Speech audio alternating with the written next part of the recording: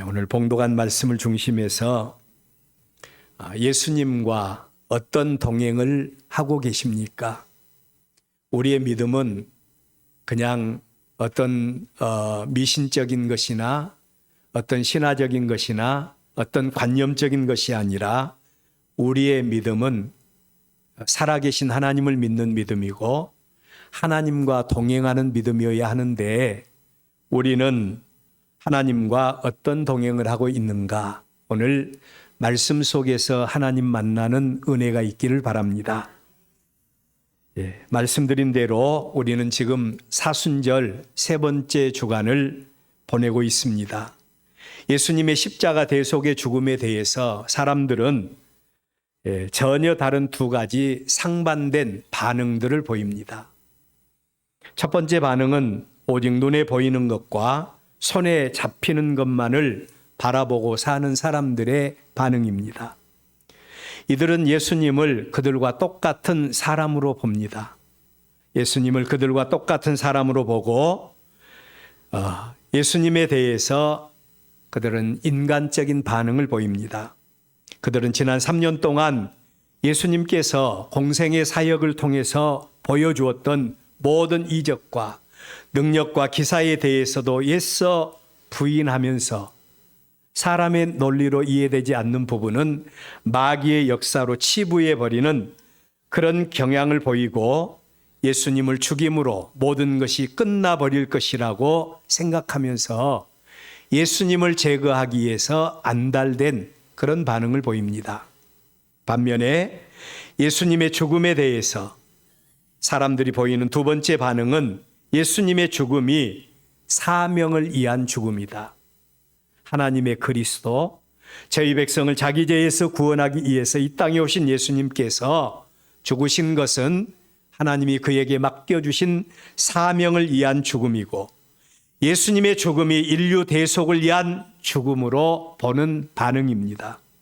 그랬기에 그들이 주는 그리스도요 살아계신 하나님의 아들이라고 하는 고백을 들으신 예수님께서 곧바로 내가 잡힐 것과 고난당할 것과 십자가의 죽음에 대해서 예언했음에도 불구하고 끝까지 예수님을 따르는 그런 반응을 볼 수가 있습니다. 그 예수님께서 이제 십자가 대속의 죽음을 앞두시고 십자가 죽음을 앞두시고 그의 제자들에게 내가 누구인가, 예수님이 누구인가를 구체적으로 보여주실 필요성을 느끼게 된 겁니다. 우리 예수님은 사랑이시기에 그의 제자들에게 예수님이 누구신가를 보여주실 필요성을 느끼셨고 그리고 이 일을 위해서 두 가지 사건을 예수님께서 연출을 하십니다. 바로 그 장면이 오늘 우리의 본문의 배경이 되기도 합니다. 오늘 우리 본문 말씀은 그 중에서 첫 번째 사건으로 예수님이 친히 제자들을 호수 저편, 갈릴리 호수 건너편으로 인도하시는 노정 가운데서 발생되어진 사건입니다.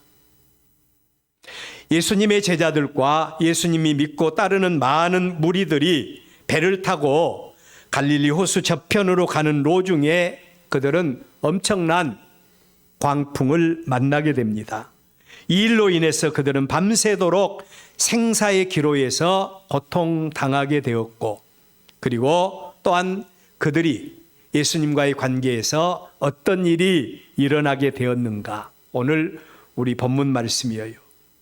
우리는 이 말씀 속에서 예수님과 동행하는 제자들, 그리고 또한 그들이 밤새도록 어떤 일을 했고 예수님이 그들 가운데 어떤 제자들에게 어떤 반응을 보이는 제자들에게 동행해 주셨는가 생각하면서 우리의 믿음은 예수님과 어떤 동행을 하고 있는지 이 시간 주님과 동행하시는 우리를 만날 수 있기를 바랍니다. 첫째로 예수님과 동행하고 있는 제자들 그리고 무리들이 호수에서 큰 풍랑을 만나게 되었다라고 하는 말씀이에요. 오늘 우리 본문 말씀 35절에 보면 그날 저물 때에 제자들에게 이르시되 우리가 저편으로 건너가자 하시니 라고 말씀을 합니다. 여러분, 누가 이 말씀을 하셨습니까? 예수님께서 친히 제자들과 많은 군중들을 보시고 사람들의 마음밭에 대해서 예언하신 다음에 날이 저물 무렵에 제자들을 향하여 주신 말씀이 우리가 저편으로 건너가자라고 말씀을 하신 겁니다. 이 말씀은 지금 예수님과 예수님의 제자들이 가는 길이 어떤 길인가를 보여주고 있죠. 예수님의 말씀에 의해서 제자들은 바다 건너편 거라사 지방으로 가기 위해서 배를 섭외했고 배를 타고 예수님을 모신 채로 갈릴리 호수를 건너는 그런 가운데 있습니다. 확실하게 우리는 예수님의 제자들이 예수님에 의해서 예수님과 갈릴리 호수를 건너가고 있는 그 장면에 대해서 볼 수가 있지요. 여기서 전제된 사실은 그 길은 제자들이 예수님과 함께하는 길이었다는 겁니다. 제가 이 말씀을 강조하는 이유가 있습니다. 문제는 그들이 그 예수님과 함께 했고 예수님께서 인도하시는 그 길인데 그들이 탄 배가 갈릴리 호수 중간쯤 가다가 큰 광풍, 미친 바람과 풍랑을 만나게 되었다는 겁니다. 그리고 물결이 배에 부딪혀 들어와서 배가 가득하게 되어서 생사의 기로에 서게 되는 엄청난 사건을 그들이 만나게 되었다는 거예요. 엄청난 사건을 만나게 된 겁니다. 자, 여러분, 이 말씀 속에서 여러분은 어떤 문제점을 발견할 수 있습니까? 어떤 문제점이 이 사건 속에서 발견되어져요? 이 길은 분명히 예수님에 의해서 예수님의 인도함을 받고 가는 길입니다. 갈릴리 호수는 물론 지형적인 특성이 있었습니다. 지중해보다도 그 지면이 무려 200m 정도 낮은 위치에 있었고 호수를 중심으로 큰 산들이 둘러싸여 있었다 그래요. 쌓여 있습니다.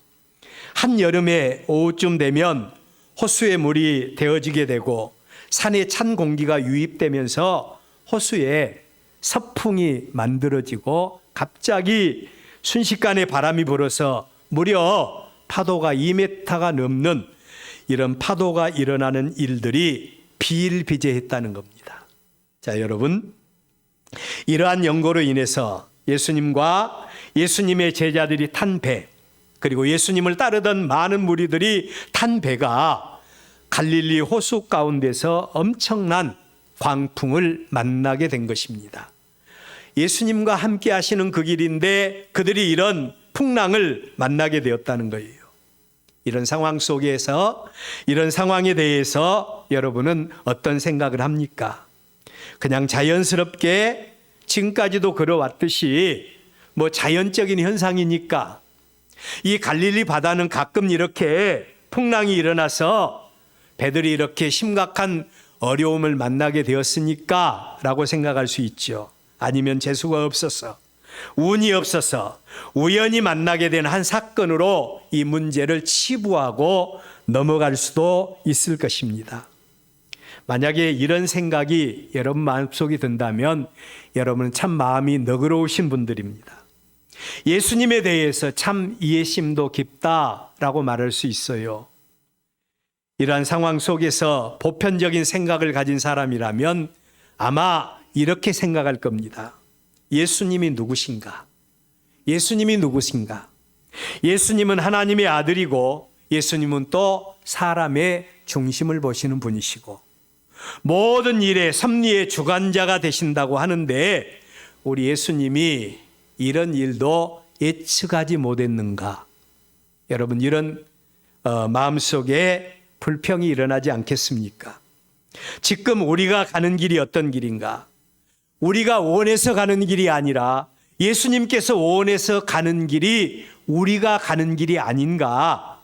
그런데 그 길을 가고 있는데, 내가 주님과 동행하고 있는데 이런 문제를 만나게 되었다는 것은 과연 예수님을 우리의 목자라고 말할 수 있겠는가? 우리 예수님을 하나님의 메시아라고 말할 수 있겠는가? 예수님에 대해서 심각한 의구심을 일으키게 할 수 있는 그런 사건이라고 말할 수밖에 없습니다. 예수님을 믿음으로 하나님과의 관계가 회복된 우리들이 고해와 같은 이 세상을 살아가면서 풀어야 할 여러 가지 문제들이에요. 분명히 예수님과 동행하고 하나님의 말씀대로 순종했고 예수님이 하라고 해서 한 일인데도 불구하고 그 일을 하는 가운데 우리가 이런 엄청난 문제를 만날 수도 있다는 겁니다. 이런 문제에 대해서 우리가 어떻게 해결을 해야 되겠습니까? 두 번째로 우리가 예수님을 믿는 이유가 무엇인가입니다. 우리가 예수님을 믿으면 하나님과의 관계가 회복되고 우리가 예수님을 믿으면 하나님의 은혜가 우리에게 임하면 우리의 삶은 하나님의 보호하심과 하나님의 인도하심으로 모든 환난과 고통이 모든 질병의 문제들이 우리에게서 피해서 지나갈 것이라고 우리는 기대를 많이 합니다. 우리가 제일 좋아하는 성경 구절도 여호와는 나의 목자시니 내게 부족함이 없으리로다. 우리가 얼마나 많이 성경을 암송을 하고 있습니까? 그럼에도 불구하고 예수님과 함께 하시는 그 길인데 제자들과 예수님을 따르는 많은 무리들이 예수님과 함께하는 그 길에 예수님이 가자고 해서 가는 그 길에 이런 엄청난 문제를 만나게 되었다는 사건에 대해서 우리는 어떻게 이해를 해야 되겠습니까? 설령 그들이 예수님과 동행하는 삶 속에서 이러한 문제를 만났을지라도 지금 그들과 함께 하신 분이 누구십니까?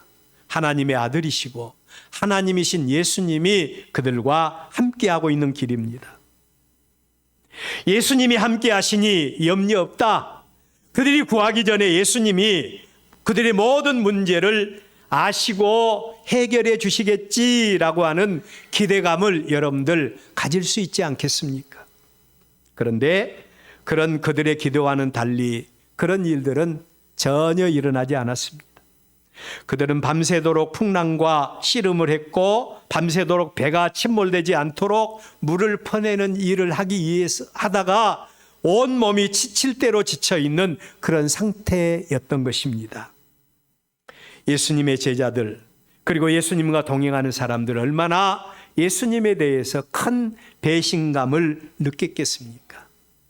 우리가 예수님을 믿고 하나님의 거룩한 백성이 되어서 우리가 신앙생활 하는데 기복적으로 신앙생활하고 또 하나님의 기복적인 은혜를 구하는 모든 사람들은 이 부분에 대해서 충분히 무너질 수밖에 없는 그런 상황입니다. 만약 예수님과 동행하는 우리의 삶 속에서 이런 일들을 우리가 만나게 되었다면 우리는 어떻게 반응을 하겠습니까?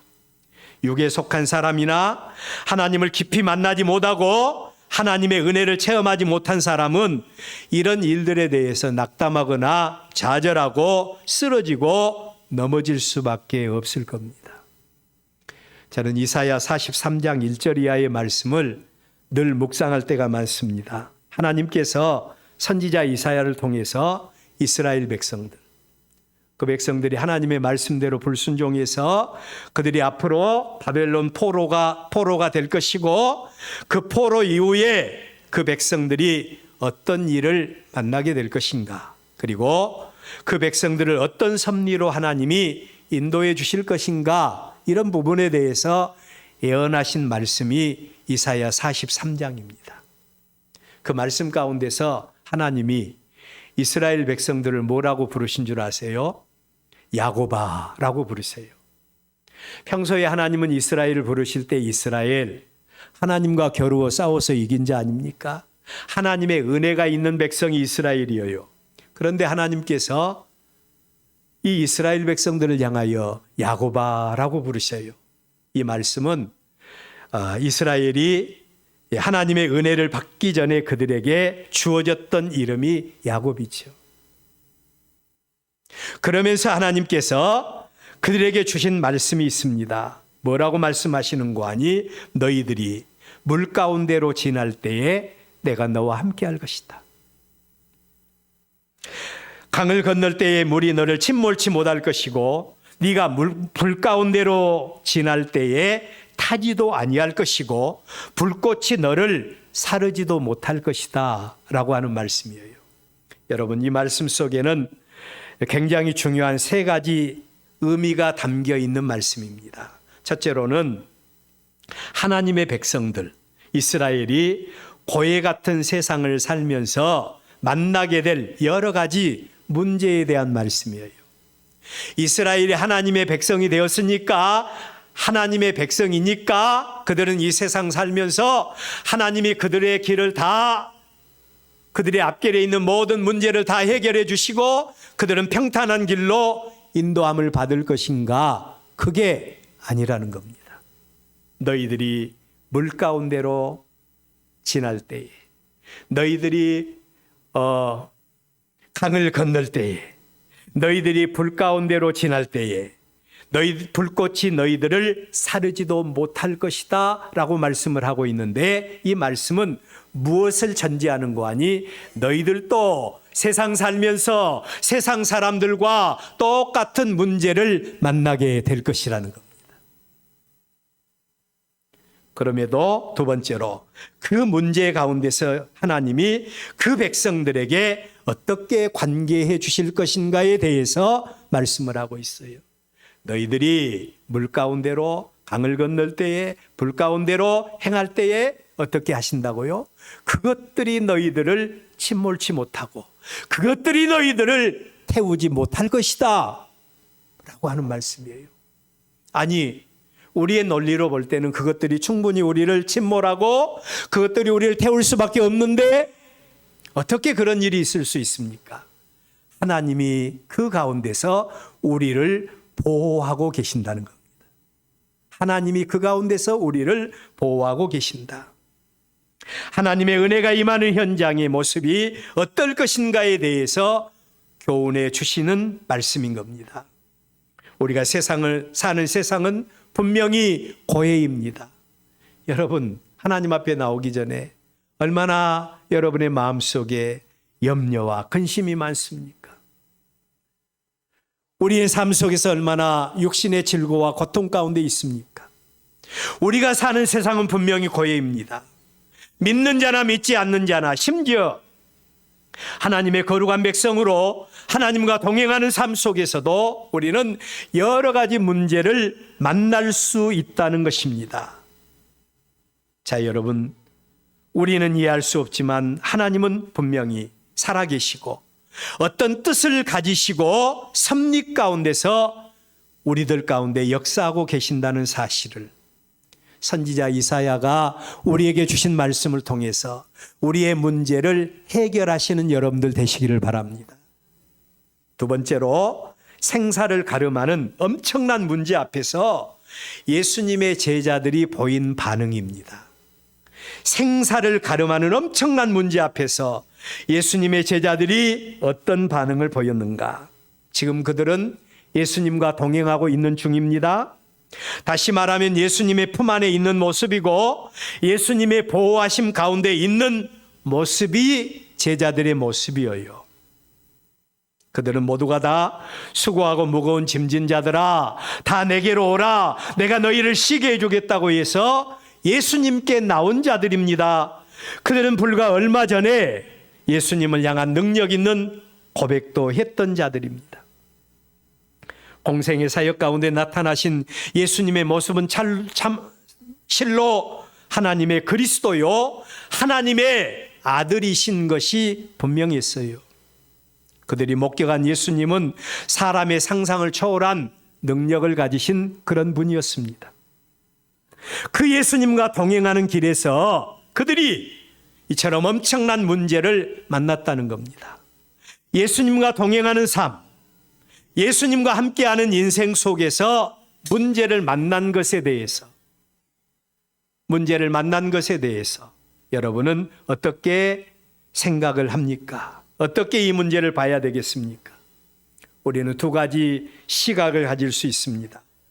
그 안에서 예수님을 인격적으로 만나서 예수님과 인격적으로 동행하는 사람들이 볼 수 있는 시각이 있습니다. 우리는 하나님의 말씀을 통해서 얼마든지 이러한 상황을 이해할 수가 있어요. 하나님은 합력하여 선을 이루신다더라. 지금은 비록 이런 어려움 가운데 있지만 하나님께서 우리의 길을 어떻게 인도하실지 몰라. 하나님은 의로우신 분이고 선하신 분이고 그 백성들을 사랑하신 분이야. 그러면서 우리는 현실을 믿음으로 극복할 수 있는 시각을 가질 수 있겠지요. 그러나 겉모습은 예수님의 제자이지만 그 중심에 예수님을 인격적으로 만나지 못한 사람들이 볼 수 있는 시각도 있습니다. 세상에. 지금 우리가 가는 길이 어떤 길이야? 예수님이 가자고 해서 가는 길 아닌가? 예수님이 지금 우리와 함께 하신 길이 아닌가? 그런데 지금 우리는 이 풍랑 가운데 있네. 우리가 이 풍랑 가운데서 한 치 앞도 내다볼 수 없고 밤새도록 물펀에다가 지칠 대로 지친 이런 상황이 있다고 하면서 원망과 불평을 할 수밖에 없는 이런 시각입니다. 저는 그의 백성들에게 관계해 주신 하나님의 언약에 대해서 여러 번 말씀을 드린 적이 있습니다. 하나님은 그의 백성들에게 문제를 만났을 때, 어떤 형편과 처지 속에 처하여 있을 때 뭐라고 말씀을 했습니까? 문제를 하나님께 맡기라는 겁니다. 너는 내게 부르짖으라. 하나님께 문제를 맡기라고 말씀을 드렸고 하나님 앞에 기도할 것에 대해서 말씀을 드렸습니다. 환난 날에 내게 부르짖으라. 내가 너희들을 구원하겠고 너희들이 놀라운 것을 보게 하리라고 하나님은 분명히 우리에게 언약해 주셨지 않습니까? 하나님은 같은 하나님의 백성인데도 여러 가지 문제 가운데 있고 여러 가지 고통 중에 있을지라도 우리가 하나님 앞에 문제 맡기고 기도하지 아니하면 하나님은 우리에게 관계하시지 않습니다. 하나님은 인내하십니다. 기다리십니다. 우리가 기도할 때까지, 우리가 부르짖을 때까지, 우리가 하나님만을 의지할 때까지 하나님은 우리를 기다리시는 하나님이십니다. 하나님은 구하는 자의 기도를 들으시고 그들에게 관계해 주십니다. 그렇다면 오늘 우리의 본문에서 문제 만난 예수님의 제자들의 반응은 어떠했습니까? 그들은 문제 가운데서도 그 문제를 예수님께 맡기려는 반응을 전혀 보이지 않고 있습니다. 예수님과 동행하고 있는 중임에도 불구하고 그들이 문제 만났을 때 문제를 예수님께 맡기지 않고 자기들의 방법으로 문제 해결을 위해서 애를 쓰고 있는 모습을 우리의 본문에서 볼 수가 있지요. 여러분, 이 모습이 누구의 모습입니까? 비단 예수님의 제자들의 모습입니까? 아니면 고난 가운데서도, 고통 가운데서도, 문제 가운데서도 끄덕끄덕 이 문제를 하나님께 맡기지 아니하고 우리의 방법으로 해결하려고 하는 우리의 모습입니까? 성경에 보면 비슷한 장면이 나오는데 요나서 1장 11절 이하의 말씀을 보면 바다에서 풍랑 만난 사공들의 모습이 나오지요. 그들은 이 문제의 원인이 무엇인가를 잘 알고 있었어요. 그들은 이 문제의 원인이 요나라고 하는 하나님의 종 선지자가 하나님의 말씀에 불순종하고 하나님은 분명히 다시스로 가서 그들에게 말씀으로 하나님의 말씀을 쳐서 외쳐라. 그렇지 않으면 이 성이 망할 것이다 라고 하시는 하나님의 음성을 듣고도 하나님의 말씀을 피하여 멀리 자기 생각으로 바다 끝이라고 땅 끝이라고 생각하는 다시스라고 하는 곳으로 도망하기 위해서 배를 타고 가는 중이었어요. 바다에서 하나님이 요나 선지자를 부르신 겁니다. 문제의 원인이 요나 선지자 때문이었다는 거예요. 문제의 원인이 요나 선지자 때문이었습니다. 그럼에도 불구하고 이 사공들은 이 문제를 어떻게 해결하려고 합니까? 자기들의 방법으로 문제를 해결하려고 애를 쓰고 있어요. 그런데 그 결과는 어땠어요? 그 결과는 바다가 점점 더 흉흉해지게 되었고 점점 더 그들은 미궁으로 빠져 들어가는 그런 모습을 보게 됩니다. 이게 바로 하나님의 백성들의 모습. 문제 만났을 때 문제를 내게 맡겨라. 내게 구하라. 내가 너희들에게 관계해 주겠다. 하나님이 우리에게 말씀하시지만, 그러나 우리는 어리석게도 문제를 하나님께 맡기지 못하고 내 수단과 내 방법으로 문제를 해결하려고 할 때가 많습니다. 어떻게 된다고요? 풍랑이 더 심각하게 일어나게 되고, 사람의 방법으로 문제를 해결할 수 없을 정도로 미궁에 빠져드는 이런 모습을 바라보게 되는 겁니다. 오늘 우리의 본문에 예수님의 제자들이 그랬습니다. 자세하게 언급이 되어 있지 않지만 그들은 밤새도록 이 문제 해결하기 위해서 노심초사했어요. 그런데 그러면 그럴수록 문제가 더 심각해집니다. 그런 가운데서 제자들이 마지막에 보이는 반응이 있죠. 이게 중요해요. 우리 성도들은 영적인 민감성을 가져야 돼요. 조그만 문제가 있어도 이 문제 하나님 앞에 가지고 나와서, 하나님, 내가 이런 문제를 만났는데 하나님 어쩌면 좋습니까? 하나님이 도와주셔야 되겠습니다. 하나님의 은혜를 구하는 우리가 돼야 되지 않겠어요? 이게 바로 영적인 민감성이에요. 그런데 제자들은 마지막까지 밤새도록 수고해놓고 마지막까지 자기의 힘과 자기의 능력으로 할 수 없으니까 마지막에 문제를 예수님께 맡기기로 한 겁니다. 38절 하반절에 보면 선생님이여 우리가 죽게 된 것을 돌보지 아니하시겠나이까 하니, 제자들이 절박한 상황 속에서 그때서야 예수님께 나온 겁니다. 어리석은 사람들이죠. 그러나 전후 문맥을 살펴보면 예수님을 향한 제자들의 모습은 별 기대감도 없어요. 별 기대감도 없이 예수님께 부르짖는 그런 모습을 보여주고 있습니다. 하나님은 언약의 하나님이시라고 했습니다. 어떤 상황 속에서도, 어떤 문제 속에서도 내게 부르짖을 때 내가 응답해 주마, 하나님이 약속을 하셨습니다. 부르짖는 제자들의 간구에 대해서 우리 예수님 어떻게 반응하셨어요? 몰라. 풍랑이 일어나는데 내가 이 풍랑에 대해서 어떻게 할 수 있냐? 자연적인 현상인데, 그렇게 하면서 예수님이 문제를 회피하셨습니까? 아니지요. 예수님이 누구세요? 하나님의 아들 아니십니까? 예수님이 메시아가 아니십니까?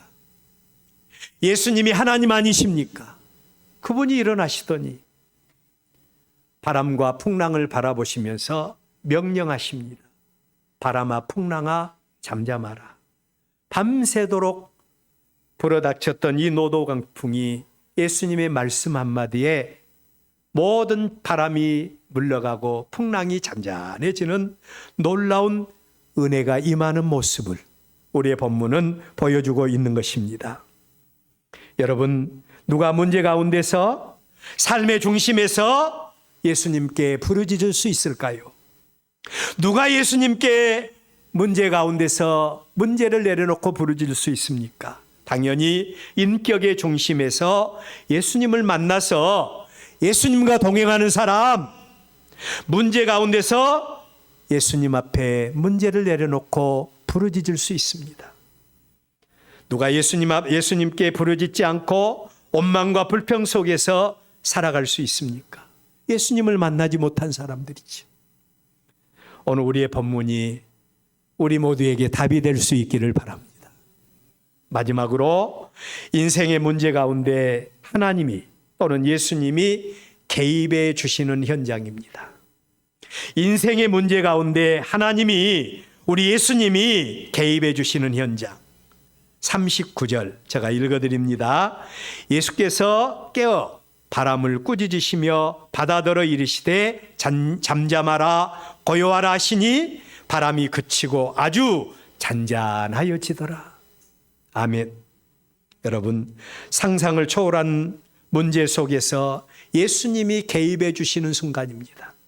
예수님이 그들의 삶 속에 개입해 주는 순간에 모든 문제가 일순간에 해결되어지는 모습을 보게 됩니다. 우리 한번 따라서 해봅시다. 인생의 문제는 하나님이 개입해 주셔야 된다. 마음속에 새기시기를 바랍니다. 인생의 문제는 하나님이 개입해 주셔야 됩니다. 여기서 또 하나 우리가 기억하고 넘어갈 말씀은 하나님의 백성이 하나님과 동행하는 삶 속에서 믿음으로 살려고 몸부림치는 삶 속에서 만나는 모든 일들은 다 같이 한번 따라합니다. 다 뜻이 있다. 우리가 믿음으로 살았는데도, 우리가 하나님의 뜻대로 살았는데도, 우리가 하나님의 말씀대로 순종하는 삶의 현장에서 주님과 동행하는 삶 속에서 문제를 만난 것은 다 하나님의 뜻이 있다는 것. 우리는 한 치 앞도 내다볼 수 없잖아요. 그러나 하나님은 우리의 일생을 운영하신 분이십니다. 왜 예수님께서 그의 제자들과 그를 따르는 무리들을 그들 가운데 광풍이 있을 것을 아셨음에도 불구하고 그들을 갈릴리 호수의 중앙으로 인도하셨을까요? 예수님은 그들에게 예수님이 누구신가를 보여주기 위해서였습니다. 예수님이 누구신가를 보여주기를 원하셨어요. 그들의 인생 가운데 예수님이 함께하는 현장은 어떤 현장이고 또 예수님께서 함께 하신 현장은 어떤 형편과 어떤 처지와 문제가 있을지라도 전혀 문제가 되지 않는다는 사실을 보여주기 위해서였다는 겁니다. 인생의 모든 문제의 해결자가 누구인가를 구체적으로 보여주기 위해서 예수님은 그의 제자들을 갈릴리 바다 한가운데로 인도하신 겁니다. 여러분은 지금 누구와 동행하고 계십니까? 홀로 가시는 길입니까? 아니면 주님을 따라서 주님과 동행하시는 그 길을 가고 계십니까? 혹시 까닭 없는 시험과 까닭 없는 시련과 역경 중에 있는 성도가 있습니까? 우리 인생 가운데 주님이 개입해 주시고 주님이 주님 되어 주심을 보여주기 위해서 우리에게 이런 문제를 주셨다 생각하시고 문제를 주님께 맡기시는 여러분들 되시기를 바랍니다. 주님이 우리의 삶 속에 개입해 주시면 어떤 문제도 문제가 되지 않습니다. 내 인생의 문제는 주님이 내 인생 가운데 개입해 주셔야 된다는 사실을 확실히 믿으시고 어떤 형편과 처지 속에서도 낭망하지 마시고 주 안에서 승리하시는 여러분들 되시기를 주의 이름으로 축원합니다. 기도하겠습니다.